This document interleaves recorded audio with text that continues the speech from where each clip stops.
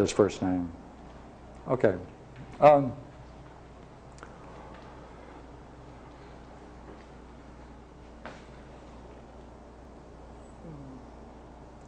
then the crisis occurred.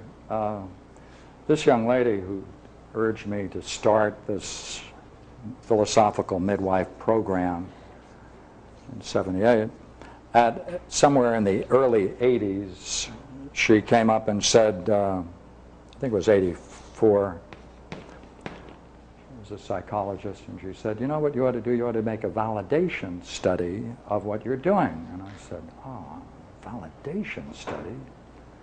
And of course I wanted to appear informed, so I said, yeah, validation study.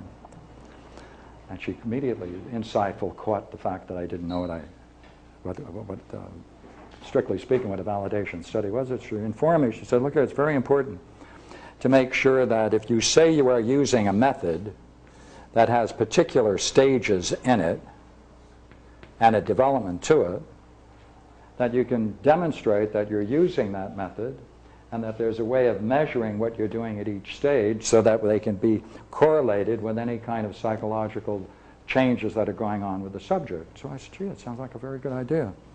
So that as a result of that, a validation study was made of two subjects.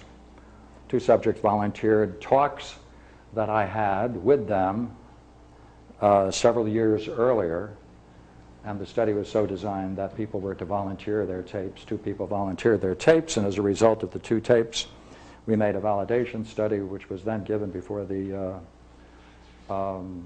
International Meeting of the American Psychological Association in 1986. And that received a great reception. Most people were infuriated at the very thought of philosophy entering into psychotherapy. And one fellow really had to be taken out. He got all upset. And I mean very upset. I literally had to be taken out. Got all red. Got very emotionally involved with the very thought of going back to Plato, going back to philosophy. During this time, I also gave demonstrations of it in state hospitals, colleges, universities. And I should tell you one very noble and wonderful time I had at the University of Santa Cruz. The philosophy department invited me to give a talk and a demonstration, and I did it. It was very successful. The person got all kinds of very interesting insights into the whole process. And when it was all over, the professor came up to me and said, very nice, but I don't think nobody else could possibly do that except you. Therefore, it has no validity. I said, oh, I'm familiar with validity. At another meeting, two philosophers who saw this, professional philosophers, came up to me and said, this is in principle impossible. It's an oxymoron. You can't have a rational psychotherapy since man is irrational, and no rational processes would ever help man since man is intrinsically irrational. And the basic motivation of man are irrational, therefore no philosophical tool or mechanism in any way of any kind could ever help man. I said, okay, in principle it's impossible. And that was the reason why he said there was no point in him going any further. I then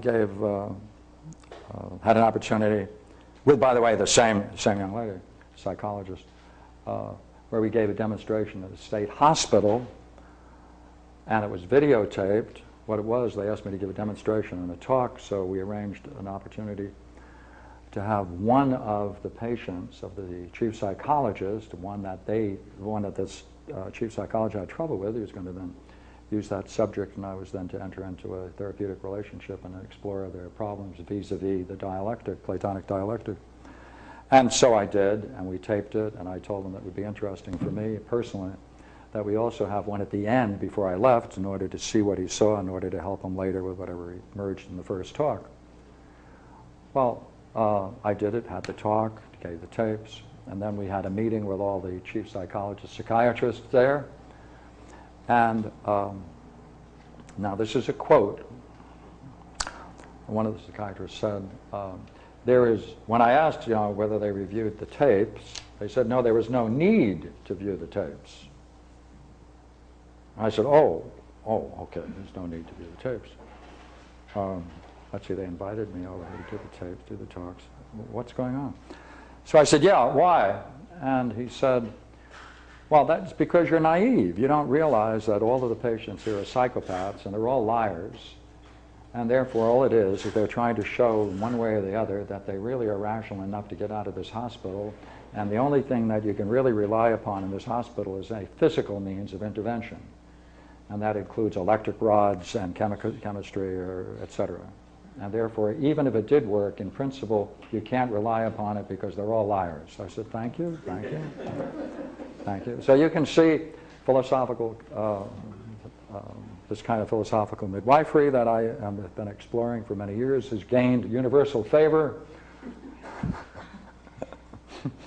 And so, to add more, I could add many more stories of a like kind, but the most interesting one is when we went to England to go to this international conference at the Face-to-Face Center with Colin Clayton.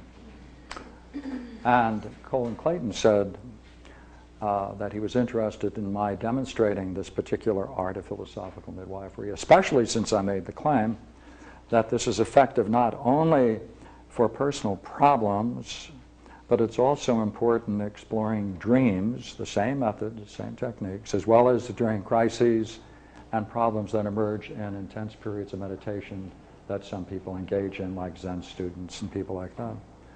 And he said he had a problem with a dream for many years, and he would like to take this opportunity to challenge me to demonstrate that there's some method, one, that can be used, two, that it's rational, and three, that it follows the principles of philosophical midwifery, and I can do it right there. I said, fine, I did it. When I say I did it, I mean to say that I went for about 3 minutes, and the American philosophers who were present, one was so furious that he could not be contained, and he hollered and yelled. He said, we've had enough of Plato. This is impossible. I have nothing to do with it. Dream work has nothing to do with philosophy, and this has nothing to do with philosophical counseling. You have to stop it. I refuse to be part of it. So it received a very nice, warm reception there in England. And the other American philosopher had similar comments, though he wasn't as emotionally involved as the first chap. So you can see this is something that everyone can, once they hear it, they have an affinity with. Why did that stop the talk, though? What happened with the... Oh, no, I went on. No, I went on. It didn't stop me. What was his reaction? What was his, which one, Colin? The person who raised the challenge. Yes, Colin Clayton. Yes. He said it was eminently successful as far as he was concerned. He got all kinds of insights, both into the dream and the way it applied in his everyday world, which was the standard I used for the exploring of the dream. That had no effect on the other people, because they knew deep in their heart that there can't be anything meaningful in Platonic thought. The very mention of Plato was enough to cause some of these people to go into an intense state of anxiety. You might say that the whole history of philosophy is nothing other than a battle against Plato. I mean, that's all it is. And Whitehead was quite right when he said that all philosophy is a footnote to Plato, but he forgot to add to that, and the reaction to Plato is nothing other than hostility and frustration and rage. And I think it's a very fair statement. By my own experience, I can assure you that's true.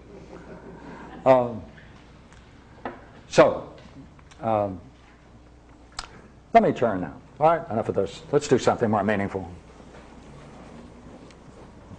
What's the problem with philosophical counseling?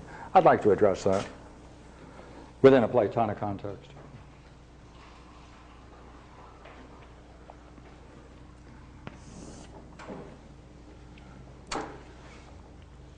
The problem that man faces is that he, one way or the other, can grow and develop, but to do so, it's very clear that he has to face